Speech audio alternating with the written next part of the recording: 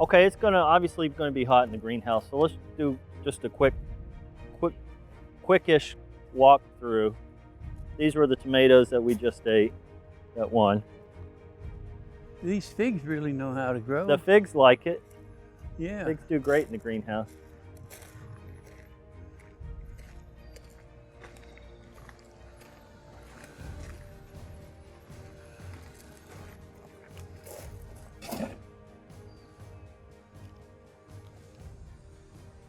Yeah, look at that. Yeah, red shiso. Yeah.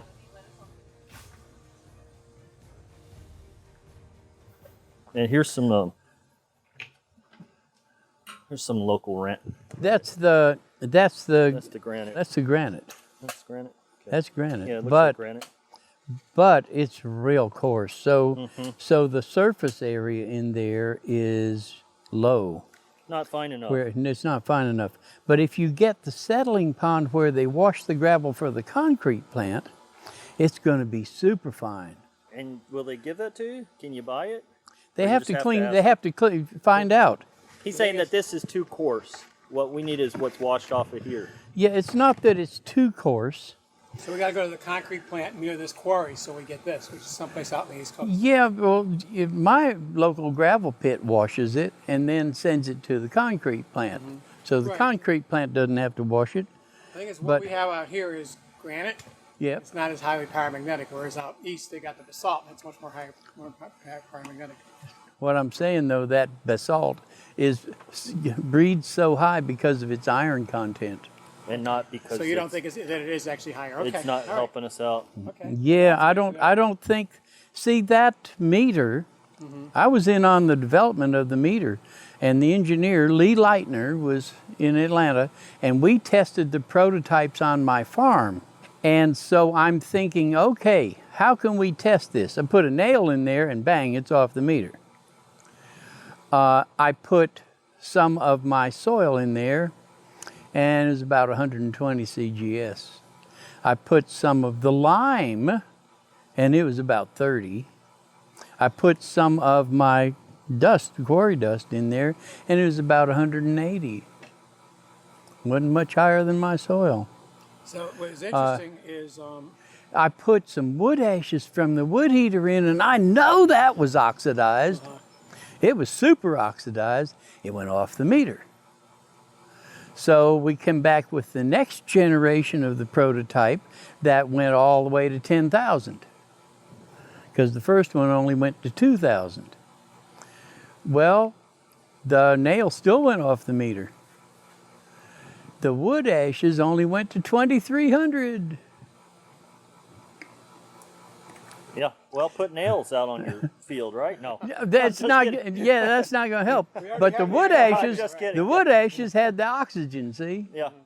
And not that they were that great of a fertilizer. They had some value, but I want to get oxygen into the soil. That's the one I want in there for paramagnetism, and that meter didn't tell me. That's interesting to know. What is interesting as far as observation was Jeremy listened to Dan Kitteridge's talk, was inspired. It was planting a row of squash in what used to be our greenhouse over there. Yep. And he put like a big shovelful in each hole.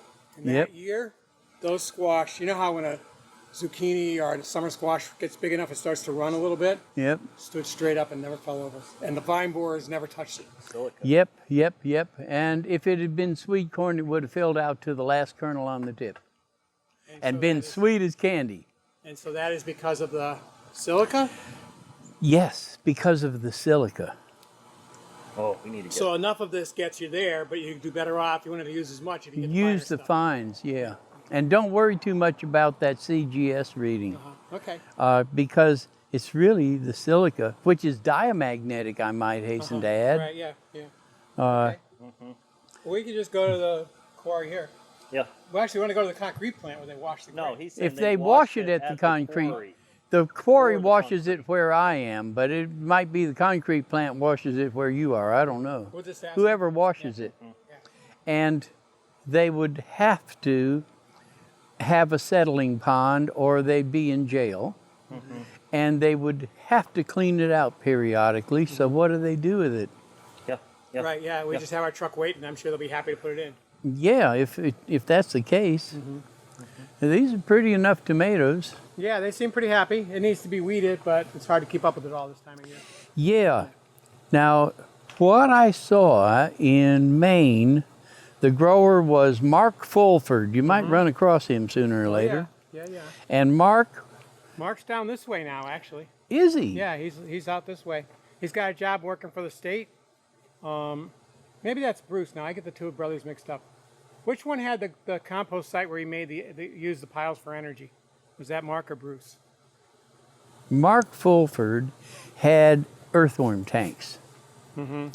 And he was collecting the leachate. That sounds like the guy. And he was watering his tomatoes with that. And he still had the cotyledons, green and functional, and had ripe tomatoes on the plant. Wow. And I had never seen that before.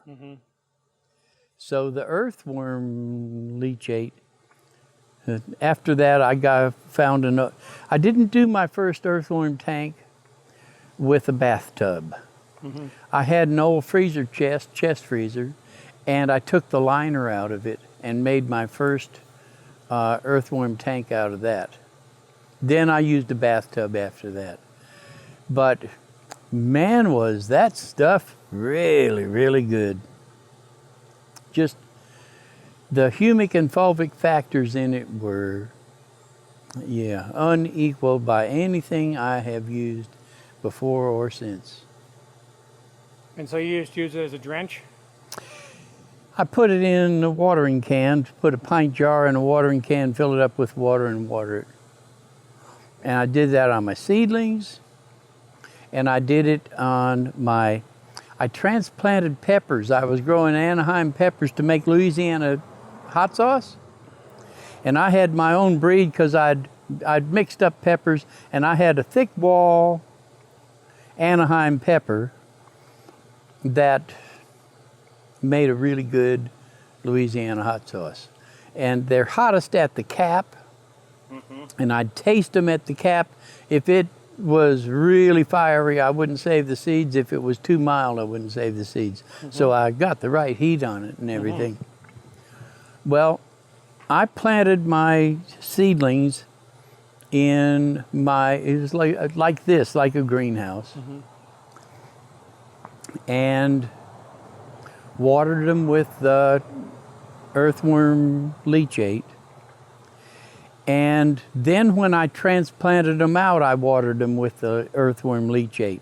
And that particular pepper plant that year made Anaheim peppers that were as long as my arm here. Like, the cap of the pepper was this big around. It's like, I've never seen anything before or since like impressive. that. Yeah. Wow. Yeah, I mean, if you could farm like that, boy, you could really do something. Man, you really could. You could feed and you could make money. Well, we should get a bathtub going. We got worm boxes. We need a bigger than a bathtub, especially for out there. But yeah, and especially all the food scraps we can get and everything. I mean, we need to. Well, then we should make something cast. We want to make it rodent proof. We're going to put a lot of food scraps in. Yeah, well, it could even be rubber lined. Well, you could get maybe some old tanks, big tanks, Yeah, we just. and engineer it properly. Then I think there's real prospect for that in farming. You'd need to have a big operation though, because you're just so much bigger. With a 6-acre market garden, I was, 2 earthworm tanks were enough. But. Yeah. And shortly after that, I moved to Australia, and all of the remnants of that, that's all been destroyed or lost or whatever. The pepper strain was lost, everything. That's a shame because that was a lot of work and that was iconic. Right over there, I can see it.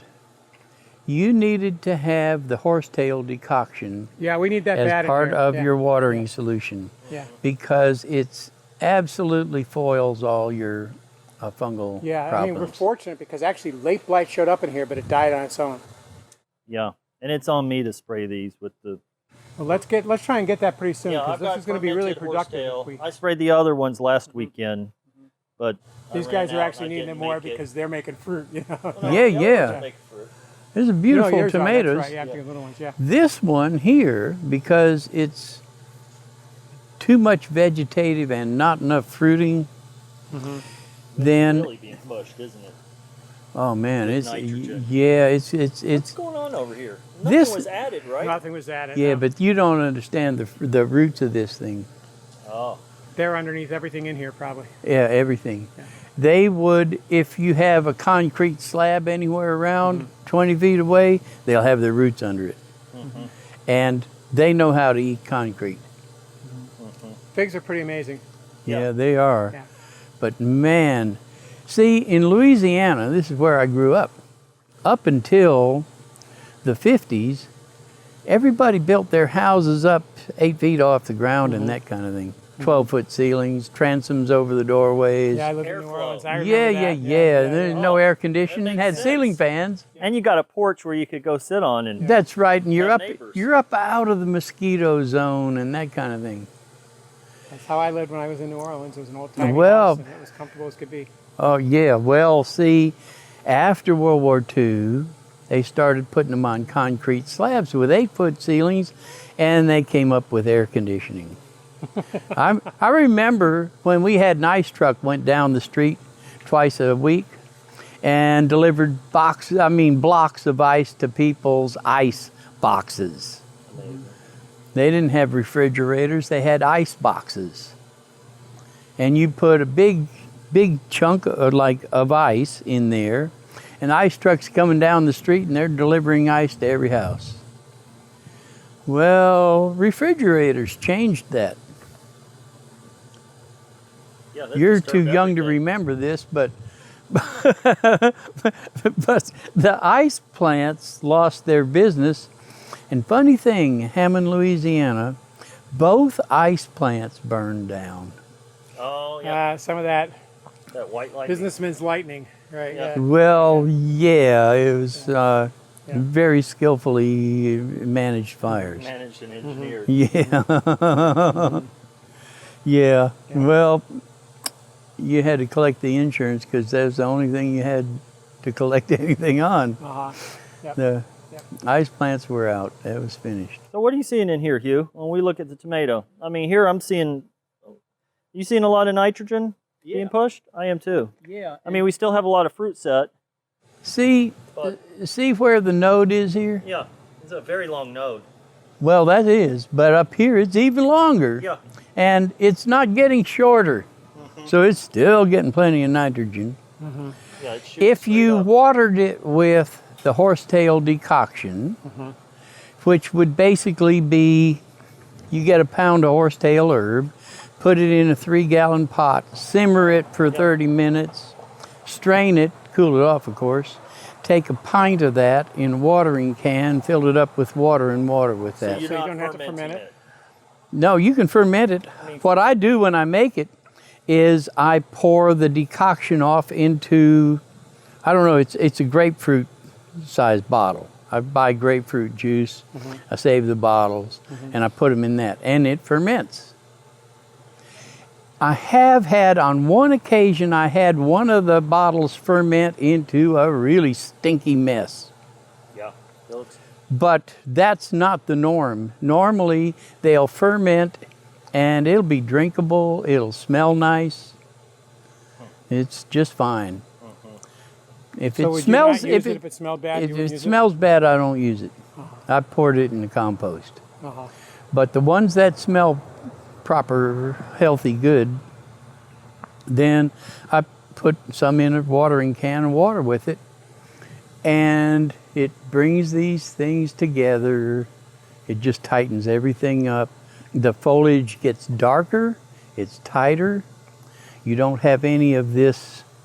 See how this leaf there is showing Early blight that's zinc deficiency. Uh-huh. See So how the spotting is see zinc how deficiency. see how there's too much cell division in the interior of the leaf, but the margin is too tight. So the So ecosystem it's- will help with that? Oh, it'll help enormously with that. You want that? So we don't need to ferment it for a long You want time? that on there? No. fermentation. You can knock No. them off, yeah. Those the good. Yeah. I mean, I'm all for fermenting it. I mean, we could do both. I have a bunch already fermented. Okay, well, let's use it, yeah. Yeah. Well, Yeah. If I was using it as a drench, fermented's fine. As a foliar, I'm a little more reluctant to use the fermented. Really? I thought that was pretty standard practice with preps, making fermented. Well, if you're going to make it up and it's going to be stored for any length of time, it's going to ferment. Sure. Yeah, we always ferment it and bottle it and just store it. Yeah, but I've found that as you putting it in the watering can and watering it is fine. Sure. If I was to put it in the sprayer and mist everything down, I'm not so confident about that. Yeah. Might be fine, Yeah. and it might have some problems. So I don't know. Yeah. I'm a little reluctant to recommend it. Yeah. Well, You can try it, I've but done it as standard practice for years, and I haven't seen any problem with it. But well, I can see okay. what you're saying. If it was that stinky one, I'm sure it would be bad. At least as a foliar. But these are looking good. Yeah, they look pretty good. They need more care. Yeah. I've been managing them, and I steal a moment here and there, you know? Yeah, everything always. Yeah, do you know of any aspect of modern agriculture where we have too much labor? Right. Maybe we were talking about earlier we the have- hydroponics or something. Some of these design systems where Man, they Man, crack me up. You get these emails from people talking about the future of food and how it's all going to be grown in buildings. shipping containers and artificial light. We got to Nutrient- do that to move nutrient to mist, Mars. you know, nutrient mist. I'm like, Gotta yeah, you figure guys, that part out you to get guys to eat Mars, that right? stuff, you know, and the rest of us will still be around, you know. that's the way I feel. So would you? I'll let them eat that if they want. So you would use 508 or you would use Yeah. Equisetum for a drench, but would you? I would be doing it once a month on them. Would you spray a silica 501 and a 508 together? On the foliage. You know, if you spray the 501, it's going to make the whole plant mature. Which on a tomato is going to mean you don't get very many tomatoes. So we wait to do that towards the end. Yeah, maybe at the last extremity. Yeah, right, yeah. So But you get 'em all if in. you use potassium silicate, that would be a different story. Yeah. Because it doesn't have that maturing. See, there's an energy about 501 Sure. Yeah. that is driving things to their finish. Yeah. You know, Yeah. and with potassium silicate or the horsetail, it's just feeding it silica. Yeah, So it's thinking you how to get a lot decide. more vegetative. I glanced at it. Yeah. You get a lot more vegetative activity out of the plant that way. Let me ask you a quick question on 501. Philip Livers, you know Philip Livers, Yeah, Laura I and know. Philip. Yeah, Philip's, he's got a big hog operation, and he's really thrown everything. He's conventional, but he's also partly biodynamic. He's got this weird mix going on out there. He's been spraying, he grows over 450 acres of open pollinated corn for his operation. And he's been taking, I was fascinated by this. He's been taking all his yields, you know, calculating the yields, charting it out year after year. He's got 20 years of data on it. He finally came to the conclusion that we're just using way too much 501. The recommended Too much dose- 501? Well, he said he was burning up. The 501 is so much more powerful than we think, and they're putting it in these capsules so you can see it and have something material to see. But he's saying we just need just the smallest amount of it. Every time he sprayed it, he was burning up his crop. What do you think about that? I would ask him if he had sprayed 500 the night before and he found that to still be true. Because I have found that if I'm going to spray 501, I need to have sprayed 500 the evening before. Well, now he's putting it all in one spray. 500. Oh, okay. Okay. Well, if that's the case, then I would be listening to his measurement as how much we needed, because it is a very potent preparation, and it's possible to use too much. Yeah, he said I have that's done the it. problem with biodynamic agriculture. Like, we should be applying the preps and biodynamics to what we're doing, and we should see major results. And he's thinking that we're not seeing the results because we're using it wrong, and then we're not getting the yield increase to make, it a productive form of agriculture. Well, I would say he has an argument to be made, and we ought to listen. I wouldn't think he knows the whole story about it. Sure. I'm pretty sure, and I know Philip, that he will continue to find out more about it. Yeah, he's tenacious. And yeah, well, he does it. Yeah. You know, how are you going to find out about these things when you don't do them? Right. Well, he's doing them. Yeah. And so he finds out things that other people who are just, I don't know, they're just sort of playing at it. Yeah, well, I see a lot of people in biodynamics that are not high producers and that are really pretty much hobby farmers. And real caught up in all the details and the ritual and the, Yeah, and they like to keep things a mystery because as far as they're concerned, they're just a mystery. yeah. They haven't delved deep enough to understand it where it's not a mystery. Well, that's what I reckon. And I don't think that's a very good picture to spread biodynamics. No, I agree with you. Because I think we need to have the largest farms on this continent doing biodynamics. I grew corn without fertilizer as the best soil improvement crop I ever grew on my farm. That's hilarious. He said, I don't know if you were here earlier, but he said soil crop improver and eliminated weeds. Oh yeah, I killed weeds that were. good enough. Yeah. Well, that with the undersowing of soy. Yeah, I never planted corn by itself. I planted it with, usually it was soybeans, and I got a hay variety. I planted them with cowpeas, but the cowpeas could climb the corn and the soybeans didn't. So what about using the determinate cowpeas that don't climb? Something like Red Ripper.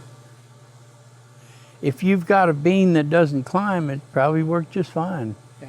I like the cowpeas because the extra flow of nectaries are really great once they start setting, You get a lot Oh, of insect life. cowpeas are wonderful. Yeah, The deers thought so too, but then they eat soybeans the same way. Yeah. Let's get out of here before we melt.